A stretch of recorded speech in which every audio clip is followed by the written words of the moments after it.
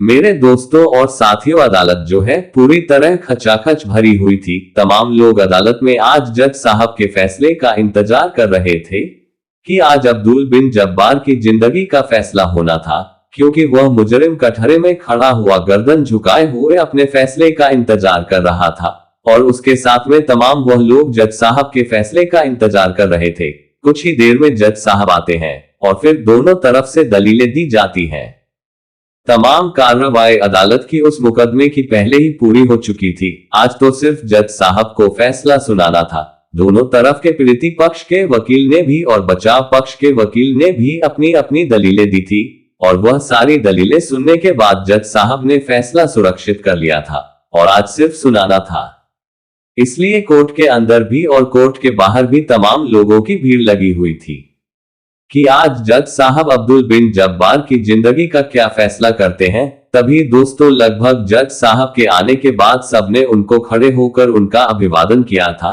जब जज साहब बैठे, दोनों तरफ के वकीलों की तरफ को देखा, अब्दुल बिन जब्बार की तरफ देखा जो कटहरे में गर्दन झुकाए हुए खड़ा था। उसके बाद अपना फैसला सुनाना शुरू किया। जज साहब ने कहा कि जैसा कि अब्दुल बिन जब्बार के ऊपर यह इल्जाम है कि उसने अपने दोस्त को, जो बड़ा ही मासूम दोस्त था, इसके घर परिवार को अपना घर परिवार मानता था, इसको अपना बड़ा भाई मानता था, बड़ी बेरहमी से अब्दुल बिन जब्बार ने अपने दोस्त को जहर देकर मार डाला है, इसलिए इसको सजा दी जाती है। दोस्तों बड़ी हैरत की बात थी जब यह अब्दुल बिन जब्बार सुनता है कि उसको जज साहब ने फांसी की सजा सुना दी है, तो उसके चेहरे पर एक मुस्कुराहट सी आती है। तमाम लोग अब्दुल बिन जब्बार के चेहरे को देख रहे थे कि आखिर उसके भाव क्या होते हैं। जब जज साहब ने फांसी का हुक्म उसको दिया तो उसके अंदर एक डर पैदा होना चाहिए था, लेकिन वो डर उसके अंदर नहीं था। उसके बाद जज साहब कहते हैं कि 2 दिन बाद तुम्हारी फांसी है, अगर तुम्हारी कोई आखिरी इच्छा हो तो वो बताओ, पूरी कर दी जाएगी। वो कहता है कि जज साहब मुझे जीने की तमन्ना तो है ही नहीं, मैंने अपना जुर्म खुद कबूल किया है कि मैंने अपने दोस्त को मारा है, लेकिन हाँ एक आखिरी तमन्ना है कि अगर मेरी वह आखिरी ख्वाहिश पूरी कर दी जाए तो मैं आपका बड़ा आभारी रहूंगा। वो आखिरी ख्वाहिश है कि मैं एक रात सिर्फ अपनी पत्नी से मिलना चाहता हूँ, उसके साथ हम स्त्री यानी संभोग करना चाहता हूँ। जज साहब भी उसकी तरफ देखते हैं, अपना चश्मा उतारते हैं, साफ करते हैं और फिर बड़ी गौर से अब्दुल बिन जब्बार की तरफ देख रहे थे। तो अब्दुल बिन जब्बार बोल उठता है कि जज साहब आप भी और यह सिपाही भी और तमाम लोग मेरे बारे में पता नहीं क्या क्या अंदाजे लगा रहे होंगे कि मैं बड़ा अयाश किस्म का आदमी हूँ, कि मैं मरते टाइम भी अपनी बीवी से संभोग करना चाहता हूँ। लेकिन हकीकत यह है कि कुछ दिन पहले यहाँ जेल में आने से कुछ दिन पहले ही मेरी शादी हुई थी। मैं अपनी बीवी से बहुत प्यार करता था। जब मैं अपनी पत्नी को ब्याह करके लाया, अभी वह दुल्हन बनी हुई मेरे घर ही गई थी कि अचानक सिपाही भी जो कोर्ट में से उसके घर से खबर आती है कि उसके बाप को दिल का दौरा पड़ा है। मैं अपनी बीवी के साथ सुहाग रात भी नहीं मना पाया था कि मैं उसको वापस लेकर उसके घर चला जाता हूँ, क्योंकि मुझे अपने घर वापस आना था। मेरी बूढ़ी माँ अकेली थी, तमाम मेहमान घर से जा चुके थे, इसलिए मैं अपनी पत्नी को उसके मायके में छोड़कर वापस आ जाता हूँ। उसके बाद भी मुझे अपनी पत्नी के साथ सुहाग रात मनाने का मौका नहीं मिलता, क्योंकि 2-4 दिन बाद फिर मेरे बड़े भाई को पूरे शरीर पर उसके फालिज हो गया था। उसका इलाज कराने में, इधर उधर डॉक्टरों के पास ले जाने में, दिखाने में मुझे इतना टाइम ही नहीं मिला कि मैं अपनी बीवी को वक्त दे सकूं। उसके बाद फिर कुछ ऐसा हुआ कि मैंने अपने दोस्त का कत्ल कर दिया, यानी उसको जहर देकर मार डाला और मैं पकड़ा जाता हूँ। जिस बीवी से मैं अपनी इतनी बेइंतहा प्यार करता था, सालों तक हमारा रिश्ता मंगनी होके रहा। हम एक दूसरे से बात करते थे, लेकिन एक दूसरे के जिस्मों का मिलाप नहीं किया था। हम दोनों ने कसम खाई थी कि हम एक दूसरे के जिस्मों का मिलाप तभी करेंगे जब हमारी शादी होगी।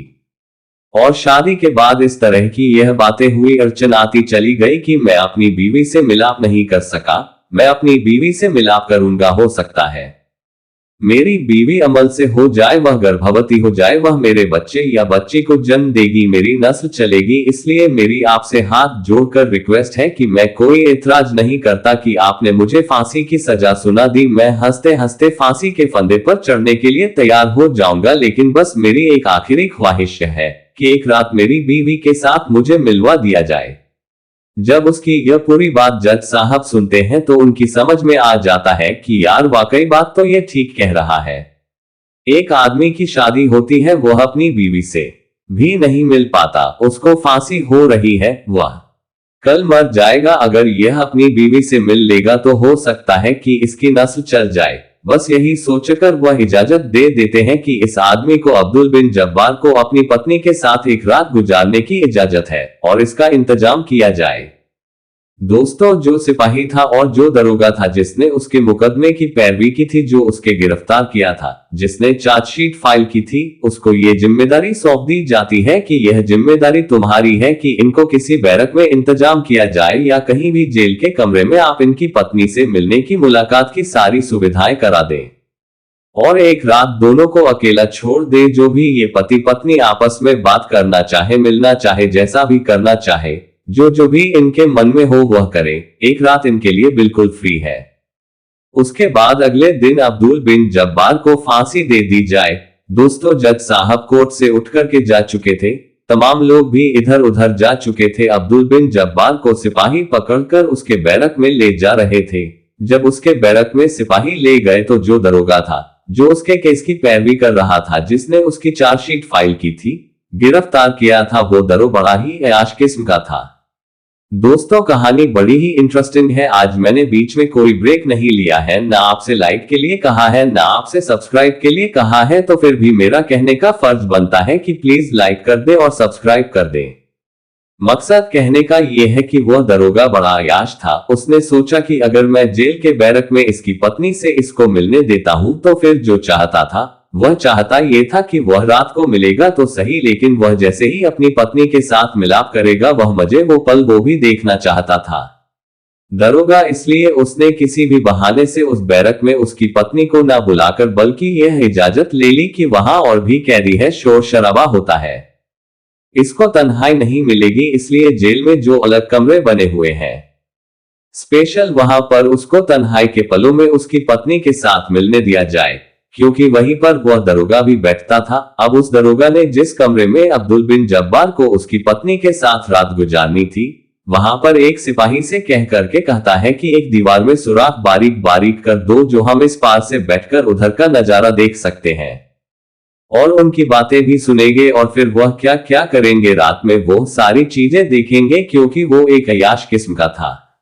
वह मजे देखना चाहता था कि एक मरता हुआ आदमी आखिरी रात में अपनी पत्नी के साथ किस तरह से संबंध बनाएगा, कैसे संभोग करेगा, कैसे हंसी मजाक करेगा, उसकी जो प्रक्रिया होगी वह किस तरह की होगी, कैसे वह अपने पत्नी को क्या क्या नसीहत करेगा, क्या क्या बात बताएगा, वो सारी चीजें वो जेल सुनना चाहता था। वो दोस्तों, दरोगा वो सुनना चाहता था। उसने जेलर से ये उसका माइंड माइक पर इस तरह कर दिया था कि हो सकता है कि वो मरने जा रहा है, उसको अपनी पत्नी से प्यार है या नफरत है, कोई अपनी पत्नी को वह नुकसान ना पहुंचा दे। इसलिए उसके कमरे के बाहर मैं भी तैनात रहूंगा और सिपाही भी तैनात रहेंगे। बहरहाल वो जेलर अलग कमरे की इजाजत ले लेता है, जेलर उसको अलग कमरे की इजाजत दे देता है। अब रात में उस कमरे की सारी तैयारियां हो चुकी थी। उस कमरे में एक बेड लगा दिया जाता है, एक कुर्सी डाल दी जाती है और फिर उस औरत को बुलवा लिया जाता है। दोस्तों, वह औरत क्या थी, भला की हसीन थी, भला की खूबसूरत थी। उसने अपने जिस्म को पूरी तरह से चादर से ढका हुआ था और वह उसका लगभग आंखें ही आंखें दिख रही थी, चेहरा भी कोई उसका देख नहीं पा रहा था, लेकिन हाँ, हाथों की उंगलियों से देख करके जेलर ने यह अंदाजा लगा लिया था कि ये औरत बहुत ही खूबसूरत और बहुत ही गोरे रंग की होगी। और वह फिर मन ही मन में अपने सिपाही से भी, जो उसने पास में उठा रखा था, अपने सिपाही और मन ही मन में ये सोच रहा था कि इस औरत को आज रात तो अपनी पत्नी के अपने पति के साथ गुजारने दूंगा, लेकिन कल जब इसका पति मर जाएगा तो फिर इसकी देखभाल मैं ही करूंगा। और वो अपनी एक ख्वाहिश अपने पास में बैठे हुए सिपाही से भी कहता है कि यार यह औरत इस आदमी की बड़ी ही सुंदर और बड़ी ही खूबसूरत है, इसलिए मरते मरते भी इसने अपने माँ बाप से मिलने की इच्छा जाहिर नहीं की, अपने भाई बहनों से इच्छा जाहिर नहीं की और अपनी बीवी से संभोग करने की इच्छा जाहिर किया। ये औरत है ही इतनी सुंदर और शादी होने के बाद तो इसने एक बार भी अपनी पत्नी के साथ वह सुख हासिल नहीं किया।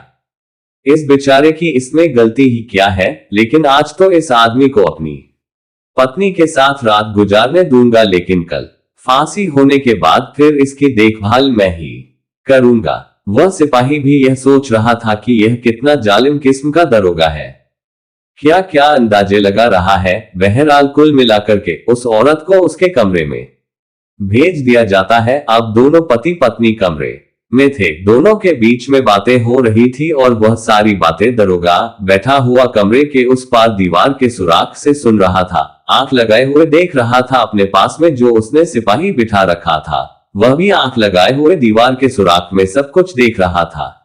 अंदर का नजारा दरोगा और सिपाही दोनों देख रहे थे। दोनों पति पत्नी आपस में बातें कर रहे थे और फिर अब्दुल बिन जब्बार अपनी पत्नी का आंचल खींचता है तो उसकी पत्नी उसके ऊपर अचानक से कुछ ऐसा करती है कि अब्दुल जब्बार एकदम पीछे की तरफ गिर जाता है।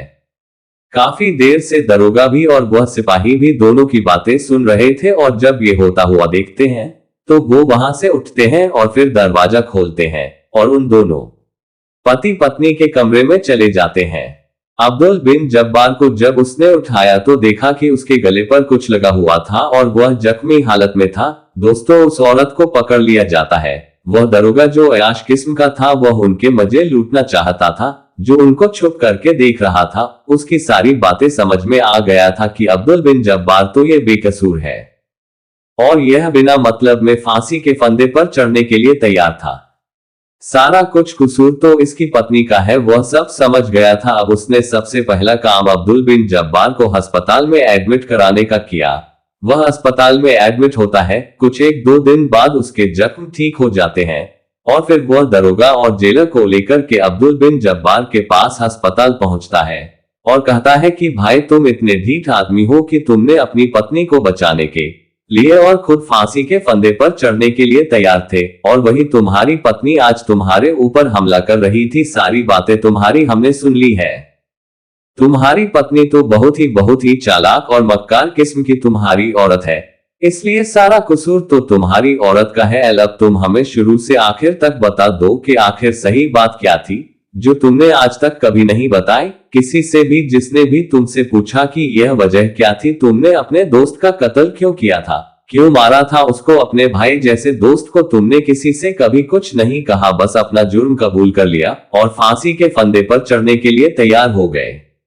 आज तुम्हें बताना पड़ेगा, तुम्हारी जान बच सकती है। अब तो तुम्हें यह भी पता चल गया कि तुम्हारी पत्नी बेवफा है। उसकी आंखों से आंसू निकलने लगते हैं। जब्बार बैठा होता है, कमर पीछे बेड से टेक लगाता है और फिर वह कहना शुरू करता है कि मेरा दोस्त मुनीर मुझे भाई से भी ज्यादा बढ़कर था। हम दोनों दोस्त बचपन से जवानी तक, बड़े होने तक साथ साथ पढ़े लिखे थे, साथ साथ खेले थे और एक दूसरे के बिना हम रह नहीं पाते थे। बहुत गहरी दोस्ती थी। कभी मैं उसके घर जाता था, कभी वह मेरे घर आता था, और अगर रोटी वो मेरे घर खाता था तो पानी हम उसके घर पीते थे। मतलब दांत का काटी रोटी थी और हम दोनों जिसको लंगोटिया यार कहते हैं उस तरह के थे कि एक दिन भी अगर हम दोस्तों की मुलाकात ना होती तो हमारे दिल बेचैन हो जाते थे। उसके बाद में यह मेरी पत्नी मिलने आई थी मुझसे, इसके साथ मेरी मंगनी हो जाती है क्योंकि यह बहुत खूबसूरत, बहुत हसीन थी। इसलिए मैं पहले शादी से पहले अपनी पत्नी को घर लाने से पहले कारोबार करना चाहता था, अपने पैरों पर खड़ा होना चाहता था और इसीलिए मैंने कारोबार शुरू कर दिया मुनीर के साथ मिलकर के। मुनीर को, अपने दोस्त को भी उस कारोबार में लगा लिया था, लेकिन मेरा दोस्त, उसका तो कारोबार में मन ही नहीं लगता था। वह पता नहीं कहाँ उसका ध्यान रहता था। उसके बाद जब मेरा कारोबार सेट हो गया, क्योंकि मैंने जी तोड़कर मेहनत की थी, कारोबार को सेट करने में कारोबार भी सेट हो जाता है और फिर इतना कारोबार चलता है कि मेरे पास पैसे की कोई कमी नहीं होती। उसके बाद मेरी शादी मेरी पत्नी से हो जाती है, लेकिन अचानक में इसके बाप की तबीयत खराब होने की वजह से मैं इसके माइक छोड़ आता हूँ। उस कुछ दिन बाद मेरे पास खबर आती है कि मेरी पत्नी मुझसे मिलना चाहती है। मैं जब उससे मिलने गया तो उसने कहा कि तुम्हारा दोस्त मुनीर अहमद मेरे पास आता है यहाँ और मुझसे संबंध बनाने की कोशिश करता है, अश्लील हरकतें करता है मेरे साथ और वह कहता है कि अब्दुल बिन जब्बार तुम्हें वह सुख नहीं देगा जो मैं तुम्हें दे सकता हूँ और मुझे परेशान करता है, लेकिन अभी तक मैंने किसी तरह उससे इज्जत अपनी बचा रखी है। दोस्तों, इतना सुनना था कि अब्दुल जब्बार के आंखों के आगे अंधेरा छा जाता है। उसको यकीन नहीं आता कि उसका जिगरी दोस्त, बचपन का दोस्त उसकी पत्नी पर नजर रखता है। बस वह आप सारा माजरा उसकी समझ में आ गया था, उसको शक हो गया था। अब वह ये सोचने लगा था कि उसका दोस्त मुनीर काम पर क्यों नहीं रुकता, क्यों वह गायब रहता है, वह उसकी पत्नी से ही मिलने जाता है। बस अब वह अपने दोस्त को मारने की ठान लेता है और एक दिन जब वह खाना खा रहे थे तो वो जहर लेकर के जाता है और वह जहर अपने दोस्त के दूध के प्याले में मिला देता है और उसको वह दूध का प्याला पीने के लिए देता है। अभी उसने एक घूंट ही लगाया था और वह शायद उसके अंदर भी गया था या नहीं गया था कि अचानक से मुनीर तड़पने लगता है और उसकी मौत हो जाती है। अब्दुल बिन जब्बार तो यही समझ रहा था कि जो उसने जहर उसको दूध में मिला करके दिया है उसकी मौत उसी से हुई है, लेकिन सच्चाई यह नहीं थी। बस उसके बाद जब मेरे दोस्त की मौत हो जाती है तो पुलिस मुझे पकड़ कर ले जाती है, मैं जेल में आ जाता हूँ। आगे आपको पता है, आपने मेरी चार्जशीट भी दाखिल की और फिर मेरे ऊपर मुकदमा चला और 4 महीने की कार्रवाई के बाद मुझे जज साहब ने फांसी की सजा सुना दी। लेकिन जब मैंने अपनी पत्नी से मिलने की इच्छा जाहिर की, मैं तो सीधा साधा इंसान था, मैं तो ये सोचता था कि अपनी पत्नी से मिलाप करूंगा तो मेरी नस्ल आगे बढ़ेगी। जब मेरी पत्नी मुझसे मिलने आती है तो वो कहती है कि तुमने मुझे क्यों बुलाया है जेल में यहाँ। मैं उससे कहता कि मैं तेरे साथ मिलाप करना चाहता हूँ, संबंध बनाना चाहता हूँ। वह एकदम से पीछे हट जाती है। सारा नजारा आप देख रहे थे, वह पीछे हटी तो मैंने उससे कहा कि तुम मेरी पत्नी हो, बीवी हो, एक बार मैं तुम्हारे साथ संबंध बनाना चाहता हूँ। वो हंसी मुस्कुराए और कहने लगी कि मैं तो तुम्हें कभी पसंद ही नहीं करती थी, संबंध बनाने की तो दूर की बात, मैंने तुम्हें कभी अपना शौहर समझा ही नहीं, इसलिए मैं बहाने से अपने घर जाती रही, तुम्हें कभी अपने करीब नहीं आने दिया। मैं तो तुम्हारे दोस्त के ऊपर मरती थी, मैं चाहती थी तुम्हारे दोस्त को और मैं खुद उसको बुलाती थी मिलने के लिए। मैंने उससे हरचंद संबंध बनाने की कोशिश की, लेकिन वह तुम्हारा दोस्त बस यही कहता और दोस्ती का वास्ता देता कि मेरे दोस्त के दिल पर क्या गुजरेगी अगर मैंने तुम्हारे साथ संबंध बना लिए। मैं अपनी दोस्त की बीवी के साथ यह कभी नहीं कर सकता, अब अपने दोस्त के साथ गद्दारी नहीं करूंगा और तुम्हारी यह कोशिश कभी भी कामयाब नहीं होने दूंगा। जब मैंने ये देख लिया कि मुनीर मेरे साथ संबंध बनाना नहीं चाहता है और तुम मुझे पसंद है नहीं थे, मैं मुनीर को चाहती थी लेकिन मुनीर इस बात के लिए तैयार ही नहीं था मेरे साथ। वह ना तो शादी करने के लिए तैयार था ना ही संबंध बनाने के लिए, बस वह तो दोस्ती के लिए समर्पित था, कुर्बान था। तो मेरे दिमाग में एक आइडिया आया कि अगर मुनीर मेरा नहीं हो सकता तो अब ये जिंदा भी नहीं बचेगा। और फिर मैंने तुम्हें जो बताया, जो पढ़ाया, वह तुम्हारी समझ में आ गया, क्योंकि औरत जब एक बार अपने तरीके से अपने मर्द को वो दिमाग में उसके बाद डालती है ना, तो फिर कोई ऐसा मर्द होगा जो उस औरत के मक्कार फरेब से, उसके जाल से बच पाएगा। औरत की बात आदमी के दिमाग में एकदम बहुत बढ़िया तरीके से बैठ जाती है और मेरी बात भी तुम्हारे दिमाग में बहुत अच्छे तरीके से बैठ गई थी और तुमने अपने दोस्त के कत्ल का इरादा कर लिया था और मुझे पता था कि तुम अपने दोस्त को कत्ल करोगे, इसलिए मुनीर को मैंने अपने पास बुलाया था। तुम्हारे घर जाने से पहले मुनीर मेरे पास आया, मैंने उसको पहले ही स्लो पॉइजन दे दिया था जिसका असर लगभग 4-5 घंटे में होना था। मुझे पता था कि तुम्हारे पास जाने तक, तुम अपने दोस्त को जब तक मारने की सोचोगे तब तक 3-4-5 घंटे लगी जाएंगे, इसलिए मैंने उसी तरह का उसको जहर दिया था कि कम से कम 4 घंटे बाद इसका असर शुरू होगा। और ऐसा ही होता है, जब तुम अपने दोस्त को जहर दूध में मिलाकर दिया तभी उसकी तबीयत खराब हो गई थी और वह पीछे गिर पड़ा था, यानी 4 घंटे पहले मैं उसको जहर दे चुकी थी। ये सारी बातें पति पत्नी के बीच में हो रही थी। वह अपनी पत्नी को मारने के लिए उसका आंचल खींचता है कि तभी वह अपने पास में ब्लेड छुपा करके लाई थी कि अगर कुछ ऐसा वैसा हुआ तो वह ब्लेड से उसके ऊपर हमला कर देगी, और फिर उसने ऐसा ही किया था। अब्दुल बिन जब्बार के ऊपर उसने ब्लेड से हमला कर दिया था और वह जख्मी होकर पीछे गिर पड़ा था। तभी जो वो दरोगा और सिपाही दूसरी दीवार की ओट से उन दोनों की हरकतों को देख रहे थे, वह अंदर आ जाते हैं और मामला समझ जाते हैं कि इसमें सारा कसूर जो है वो इसकी औरत का है और यह अब्दुल बिन जब्बार बिल्कुल बेगुनाह है। उसके बाद दोबारा से केस रीओपन किया जाता है, जज साहब के पास दरखास्त जाती है, बाकी और खाना पूर्ति जिस तरह से होती है, फिर वह सारी बात बताई जाती है। अब्दुल बिन जब्बार को रिहा किया जाता है और फिर उस औरत को गिरफ्तार करके जेल में डाल दिया जाता है। तो दोस्तों, ये थी आज की कहानी, जो सच्ची कहानी मैंने आपको सुनाई और लोगों ने भी इस तरह की बहुत सी कहानियां मनगढ़ंत गढ़ी है, लेकिन सच्ची कहानी ये थी अब्दुल बिन जब्बार उसके दोस्त मुनीर की कहानी थी, जिसने अपने दोस्त के कत्ल के जुर्म में फांसी सजा को हंसते हंसते स्वीकार कर लिया था, लेकिन अपनी पत्नी पर आंच नहीं आने दी थी। लेकिन हकीकत में जो कसूरवार थी वह उसकी पत्नी थी। तो दोस्तों, ये थी आज की कहानी। कैसा लगा कमेंट करके जरूर बताइएगा। जो दोस्त मुझे कमेंट करते हैं उसका नाम में वीडियो में शामिल होंगे और स्क्रीन पर दिखाते हैं, तो कमेंट जरूर करें। तो फिर मिलते हैं अगली कहानी में, तब तक के लिए अपना ख्याल रखें। थैंक यू, खुदा हाफिज।